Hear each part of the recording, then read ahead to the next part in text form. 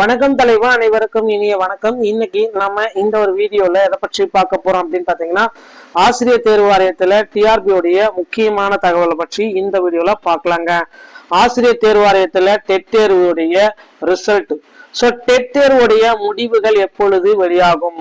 2025 dead தேர்வு பாத்தீங்கன்னா paper 1 மற்றும் பேப்பர் 2 நடத்தி முடிக்கப்பட்டிருக்கு. கிட்டத்தட்ட 3.95 லட்சம் பீப்புள்ஸ் கிட்டத்தட்ட 4 லட்சம் பீப்புள்ஸ் பாத்தீங்கன்னா இந்த டெட் தேர்வை எழுதியிருக்காங்க. டெட் தேர்வுல ரிசல்ட்டை பொறுத்த வரைக்கும் பாத்தீங்க அப்படின்னா நிறைய பேருக்கு கொஞ்சம் ஃபில்டர், ஒரு சிலருக்கு சைக்காலஜி, இந்த மாதிரி எல்லாமே ஈஸியா தான் இருந்திருக்கு. அதனால பாத்தீங்கன்னா 3 லட்சம் பேர் பாத்தீங்கன்னா டெட்ல பாஸ் பண்ணிருக்காங்க.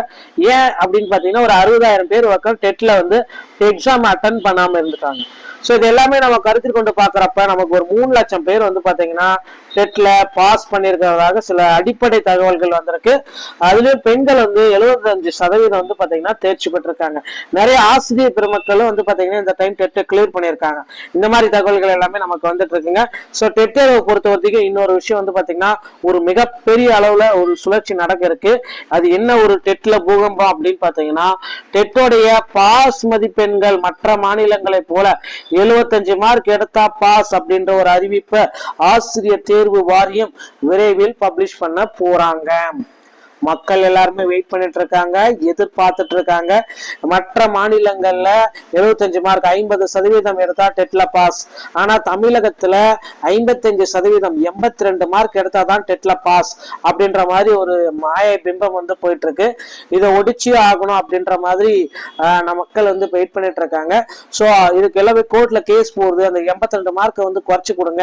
இது ஒன்றும் நியமன தேர்வு கிடையாது, இது ஒன்றும் போட்டித் தேர்வு கிடையாது, இதை வென்றவர்களுக்கு ஜாப் நம்ம உடனடியா கொடுக்க போறது கிடையாது. இது பாத்தீங்கன்னா ஒரு தகுதி தேர்வு தான். அதனால இந்த மற்ற மாநிலங்கள்ல போல 50% எடுத்தா பாஸ் என்றதை கொடுங்க. எஸ்டிக்கு மட்டும் ஏன் தமிழகத்துல இந்த டைம் 60 மார்க் எடுத்தா பாஸ் என்ற அறிவிப்பு வந்திருக்கு.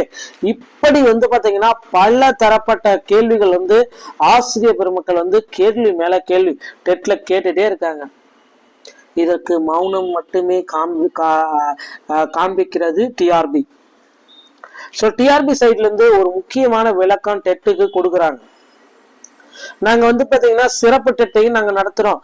அடுத்து ஒரு ஆண்டுக்கு 6 டெட்டை நாங்க நடத்த போறோம், அதில் நீங்க பங்கேறுங்க அப்படின்னு சொல்றாங்க. இப்ப பாத்தீங்கன்னா இந்த டெட்ல நமக்கு பாஸ் மதிப்பெண்களை குறைச்சாலே போதுங்க. மற்ற மாநிலங்கள்ல போல 50% மட்டும் மாத்திட்டாங்க அப்படின்னா எல்லாருடைய எக்ஸ்பெக்டேஷனும் கிடைக்கும். டெட்ல பாத்தீங்கன்னா இன்னும் ஃபைனலான ஆன்சர் கீஸ் இன்னும் பப்ளிஷ் ஆகல.